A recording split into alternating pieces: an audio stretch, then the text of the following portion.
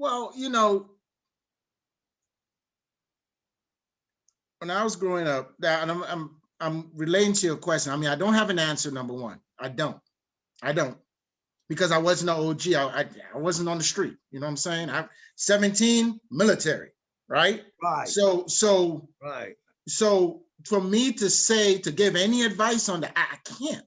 You know what I'm saying? I can now. If you had said, well, how can a veteran cope with it? You know, I mean, I could give you advice on that, right? Right.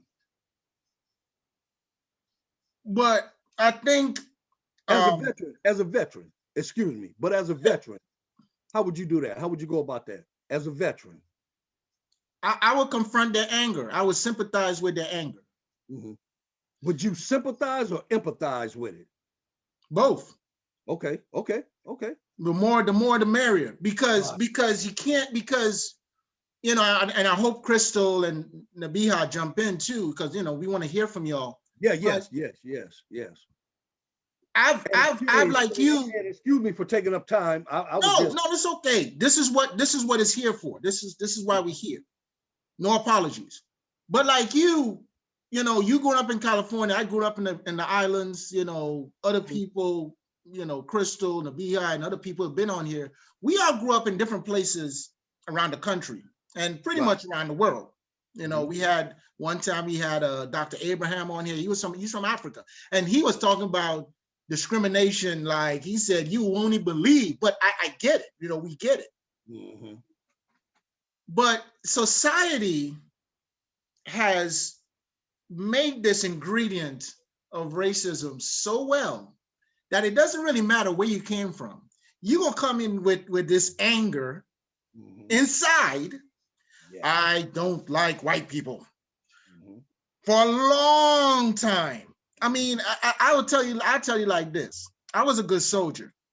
Got awards, I got accommodations, but for the life of me, I could not, coming from the islands, I could not understand till this day the racial dichotomy of the military. They use, in the military, what I found out quickly, a commander or a leader or a supervisor, right? Sergeant, master sergeant, whatever, will use their position of authority to do something to you, right? So they will say, hey, I'm a sergeant, you're a private, you need to cut the grass. So I'll be the only one out there either cutting the grass or guarding something, while the white soldiers will be out partying and relaxing. And we're in the same unit, we're in the same squad. Right, wow. So other Black soldiers will come to me and be like, hey, I know you're not from here, but this is how, and they would talk to me on the side, this is how we do it here, And I was like, wow, man, I thought this was all about, we all green. Yes. So now, as we saw what happened a couple of weeks ago, or a month ago at the White House, we had police officers that were out there, soldiers. You see what I'm saying? Yeah. People who were part of the government that were doing this. But yet, guess what? Can we get angry at that? What were we told? Oh, every excuse you could think of, you saw in the news. But can we get angry at that? No. So again, here's this passive aggressive, meal, as you could say, that everyone is being fed this.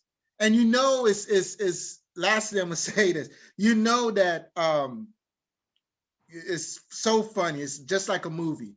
We would get angry in our household for what happened at the Capitol. But try to get angry in the street.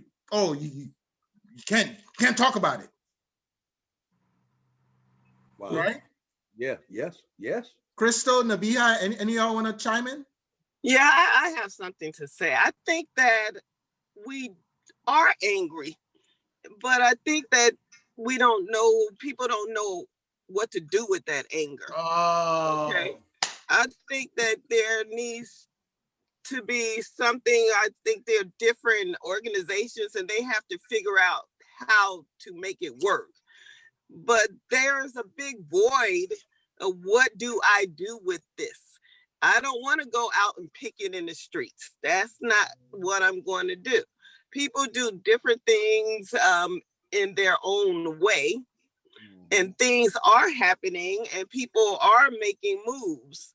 So I don't know. I think that there needs to be, what it looks like now is not what it looked like previously, like protest and having a leader, say like a Jesse Jackson or whoever we may name. That has gone. That, for me, that time has passed. And so what the new way of making change looks like, what does that look like, and how do we implement that? And so we seem to be in some sort of transition right now, because people are doing things, people are angry. It's the time, it's just in the air. But what to do with that is what seems to be missing. Even like the brother was talking about earlier, how do you approach the younger generation?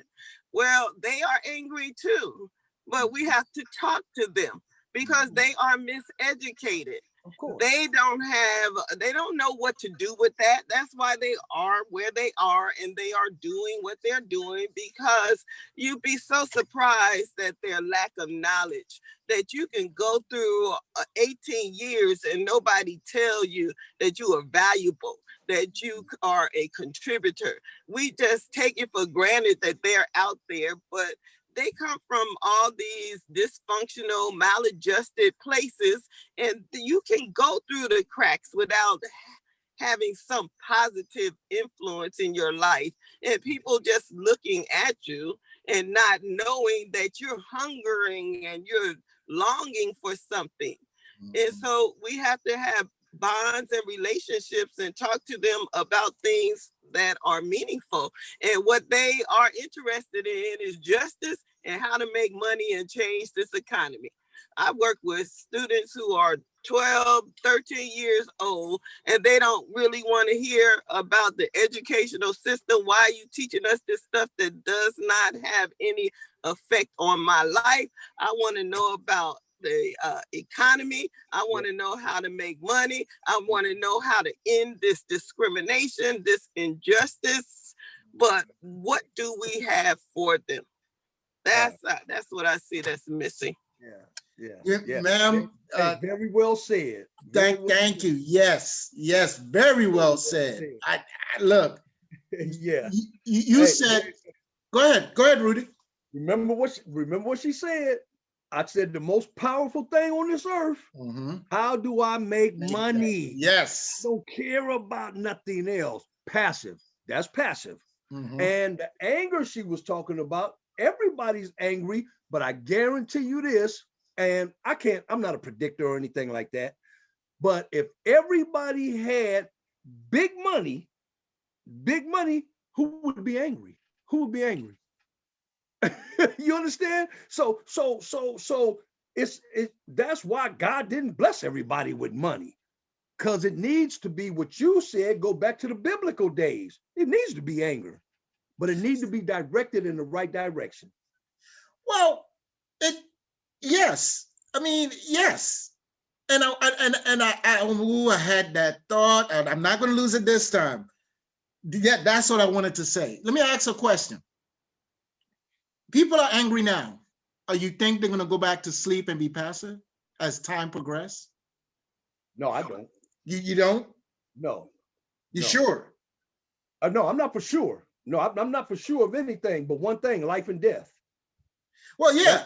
So let's talk. But Jess, you're right. But let's talk about that though. For now, we had the protests last year. People weren't working. People are still losing jobs now. People about to lose their homes. Home moratoriums about to be lifted. We have student loan debt. I have student loan debt. We have people can't looking for food, inflation. I asked my wife, I've been asking her every week now, and just for some reason I'm asking her, hey, how is the food looking in the groceries? Is it getting expensive? And she's like, yep. Like, yep. So as Nabiha said, yes, people are angry, but I know, because I've been living on the earth for 47 years. Mhm. I know after a certain time, people go back and like, okay. Because you know what? We've been beaten down so much that we as Nabia said beautifully, we can't even have the space to get angry. Well, can I say something? Yeah, go ahead, brother. Okay. The reason why I disagree with that is because we're waking up every day to a pandemic, and you just said it. We're losing our homes, losing our houses. I live in an apartment. And by the grace of God, I work and I'm able to pay my bills. The ones that's not is not waking up passive. They're waking up angry because the thing of it is, this pandemic has been accepted as the norm. Yes. This is what it is. It's accepted as the norm. It wasn't accepted at first. So now you got governors, you got people talking about, well, we're opening up the economy because we need money. What about the lives? What about the lives? You understand? But people like you and I hope I'm saying her name right, Nabia. Yes. Oh, okay. I hope I'm saying it right. We don't believe in that. This is for real. This is serious. And we better take it as such.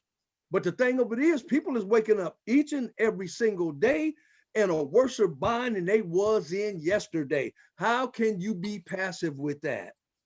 That's all I was asking. I agree, but I still strongly disagree with you. Oh, because human nature. Mm-hmm. Okay, again, I've lived in the 80s, 90s, I've seen it. Mm-hmm. Let me say this. In the pandemic, did y'all hear any mass shooting going on? Like, like before, somebody shoot up a school or a house or whatever. Did y'all hear that last year? No. I didn't. Okay, I thought it was me. This past week alone, I'm hearing shooting happened in Florida, such and such. So it's shooting happened over here, family killed in I think it was Minnesota, Wisconsin, somewhere. Okay. Mm-hmm. So you see what's happening. We now, we got a new president in. Everybody's going back to that mindset. They were dancing in the streets, right? Remember? Mm-hmm. So everybody's going back to that mindset of, okay, it's getting back to normal. Like you said, now we're accepting the pandemic as normal, right?